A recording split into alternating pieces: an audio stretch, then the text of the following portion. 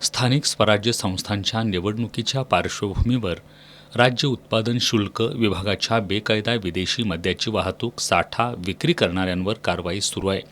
आज कोल्हापूर विभागीय भरारी पथक क्रमांक 1नं हातकणंगले तालुक्यातील आळते इथं कारवाई करत बेकायदेशीररित्या विदेशी मद्याची वाहतूक करणाऱ्या मुसा जमादार, राहुल लोहार, संतोष खाडे आणि रविराज कोठावळे यांना ताब्यात घेतलं. पोलिसांनी त्यांच्याकडून वाहतुकीसाठी वापरलेल्या वाहनांसह विदेशी मद्याचा साठा असा एकूण 8,05,000 रुपयांचा मुद्देमाल जप्त केलाय.